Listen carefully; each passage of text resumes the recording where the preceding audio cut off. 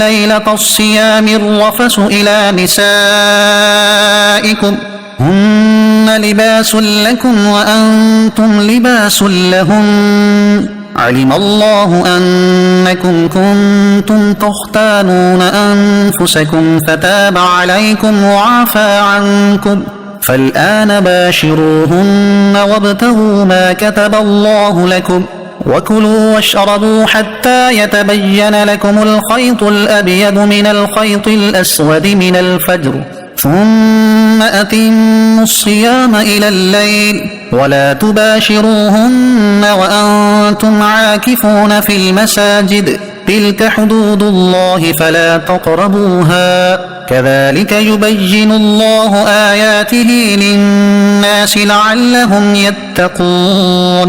ترجمہ: تمہارے لیے روزوں کی راتوں میں اپنی عورتوں کے پاس جانا حلال کر دیا گیا، وہ تمہارے لیے لباس ہے اور تم ان کے لیے لباس ہو۔ اللہ کو معلوم ہے کہ تم اپنی جانوں کو خیانت میں ڈالتے تھے تو اس نے تمہاری توبہ قبول کی اور تمہیں معاف فرما دیا، تو اب ان سے ہم بستری کر لو اور جو اللہ نے تمہارے نصیب میں لکھا ہوا ہے اسے طلب کرو اور کھاؤ اور پیو یہاں تک کہ تمہارے لیے فجر سے سفیدی یعنی صبح کا ڈورا، سیاہی یعنی رات کے ڈورے سے ممتاز ہو جائے، پھر رات آنے تک روزوں کو پورا کرو اور عورتوں سے ہم بستری نہ کرو جبکہ تم مسجدوں میں اعتکاف سے ہو، یہ اللہ کی حدیں ہیں تو ان کے پاس نہ جاؤ۔ اللہ یوں ہی لوگوں کے لیے اپنی آیات کھول کر بیان فرماتا ہے تاکہ وہ پرہیزگار ہو جائیں۔ احل لکم، تمہارے لیے حلال کر دیا گیا۔ تفسیر صراط الجنان میں ہے شان نزول: شروع اسلام میں افطار کے بعد کھانا پینا، جماع کرنا نماز عشاء تک حلال تھا۔ نماز عشاء کا وقت شروع ہونے کے بعد یہ سب چیزیں بھی حرام ہو جاتی تھی، یوں ہی سونے کے بعد بھی یہ چیزیں حرام ہو جاتی تھی اگرچہ ابھی عشاء کا وقت شروع نہ ہوا ہو۔ بعض صحابہ کرام سے رمضان کی راتوں میں ہم بستری کا فعل سرزد ہوا، اس پر وہ حضرات نادم ہوئے اور بارگاہ رسالت میں صورتحال عرض کی تو آیت اتری اور فرما دیا گیا کہ آئندہ تمہارے لیے رمضان کی راتوں میں اپنی عورتوں کے پاس جانا حلال کر دیا گیا۔ نیز اللہ تعالیٰ کو معلوم ہے کہ تم اپنی جانوں کو خیانت میں ڈالتے رہے ہو، لیکن اللہ تعالیٰ نے تمہیں معاف فرما دیا اور آئندہ کے لیے اجازت بھی عطا فرما دی۔ آیت میں خیانت سے وہ ہم بستری مراد ہے جو اجازت سے پہلے رمضان کی راتوں میں مسلمانوں سے سرزد ہوئی تھی۔ وَابْتَغُوا، اور تلاش کرو۔ تفسیر صراط الجنان میں ہے اللہ تعالیٰ کے لکھے ہوئے کو طلب کرنے سے مراد یا تو یہ ہے کہ عورتوں سے ہم بستری اولاد حاصل کرنے کی نیت سے ہونی چاہیے جس سے مسلمانوں کی افرادی قوت میں اضافہ ہو اور دین قوی ہو۔ ایک قول یہ ہے کہ اس سے مراد شرعی طریقے کے مطابق یہ فعل کرنا ہے، اور ایک قول یہ بھی ہے کہ جو اللہ تعالیٰ نے لکھا اس کو طلب کرنے کے معنی ہے رمضان کی راتوں میں کثرت سے عبادت کرنا اور بیدار رہ کر شب قدر کی جستجو کرنا۔ وَكُلُوا وَاشْرَبُوا، اور کھاؤ اور پیو۔ تفسیر صراط الجنان میں ہے کہ یہ آیت حضرت سرما بن قیس رضی اللہ تعالیٰ عنہ کے حق میں نازل ہوئی۔ آپ رضی اللہ تعالیٰ عنہ محنتی آدمی تھے، ایک دن روزے کی حالت میں دن بھر اپنی زمین میں کام کر کے شام کو گھر آئے، بیوی سے کھانا مانگا، وہ پکانے میں مصروف ہو گئیں اور یہ تھکے ہوئے تھے اس لیے ان کی آنکھ لگ گئی۔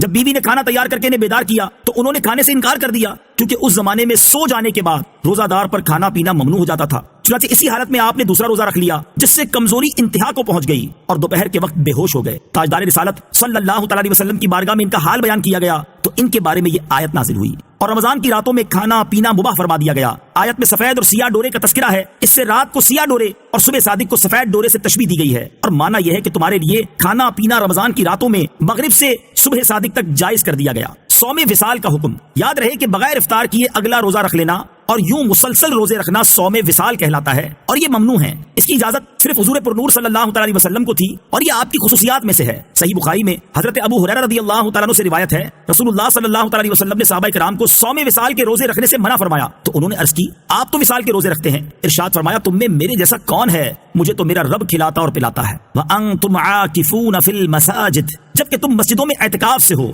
تفسیر صراط الجنان میں ہے اس میں بیان ہے کہ رمضان کی راتوں میں روزہ دار کے لیے بیوی سے ہم بستری حلال ہے جبکہ وہ معتکف نہ ہو، لیکن اعتکاف میں عورتوں سے میاں بیوی والے تعلقات حرام ہیں۔ اعتکاف کے فضائل، اس آیت میں اعتکاف کرنے والے کے بارے میں ایک شرعی مسئلے کا بیان ہوا، اسی مناسبت سے ہم یہاں اعتکاف کے بارے میں نبی پاک علیہ الصلوۃ والسلام کا عمل مبارک، اعتکاف کے فضائل اور اعتکاف سے متعلق مزید مسائل بیان کرتے ہیں۔ چنانچہ ام المومنین حضرت عائشہ صدیقہ رضی اللہ تعالی عنہا سے مروی ہے، یہ حدیث بخاری شریف میں ہے کہ حضور پر نور صلی اللہ تعالی علیہ وسلم رمضان کے آخری عشرے کا اعتکاف فرمایا کرتے تھے، یہاں تک کہ اللہ تعالیٰ نے آپ علیہ الصلوۃ والسلام کو وفات دی اور آپ کے بعد آپ کی ازواج مطہرات رضی اللہ تعالی عنہن اعتکاف کیا کرتی۔ حضرت ابو سعید خدری رضی اللہ تعالی عنہ فرماتے ہیں، یہ حدیث پاک مسلم شریف میں ہے کہ حضور اقدس صلی اللہ تعالی علیہ وسلم نے رمضان المبارک کے پہلے عشرے میں اعتکاف کیا، پھر ایک ترکی خیمے میں رمضان کے درمیانی عشرے میں اعتکاف کیا جس کے دروازے پر چٹائی لگی ہوئی تھی۔ آپ نے اپنے ہاتھ سے وہ چٹائی ہٹائی اور خیمے کے ایک کونے میں کر دی، پھر خیمے سے سر باہر نکالا اور لوگوں سے فرمایا میں اس رات یعنی لیلۃ القدر کی تلاش میں پہلے عشرے کا اعتکاف کرتا تھا، پھر میں درمیانی عشرے میں اعتکاف بیٹھا، پھر میرے پاس کوئی فرشتہ آیا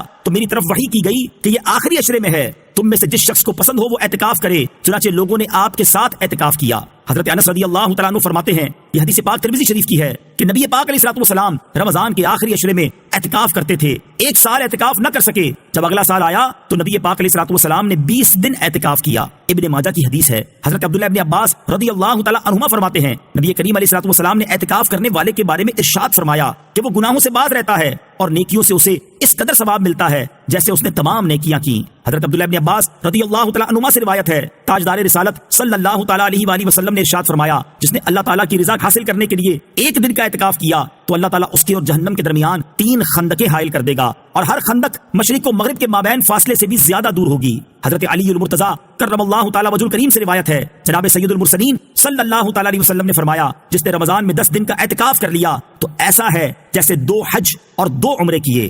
حضرت حسن بصری رضی اللہ تعالیٰ عنہ سے مروی ہے کہ اعتکاف کرنے والے کو روزانہ 1 حج کا ثواب ملتا ہے. اعتکاف کے چند مسائل. نمبر 1، مردوں کے اعتکاف کے لیے باقاعدہ شرعی مسجد ضروری ہے. نمبر 2، معتکف کو مسجد میں کھانا پینا سونا جائز ہے. نمبر 3، عورتوں کا اعتکاف ان کے گھروں میں مسجد بیت میں جائز ہے اور فی زمانہ انہیں مسجدوں میں اعتکاف کی اجازت نہیں. نمبر 4، واجب اور سنت اعتکاف میں روزہ شرط ہے، نفلی اعتکاف میں روزہ ضروری نہیں، اور نفلی اعتکاف چند منٹ کا بھی ہو سکتا ہے. جب مسجد میں جائیں نفلی اعتکاف کی نیت کر لیں. نمبر 5، واجب و سنت اعتکاف میں ایک لمحے کے لیے بلا اجازت شرعی مسجد سے نکلے تو اعتکاف ٹوٹ جائے گا. ولا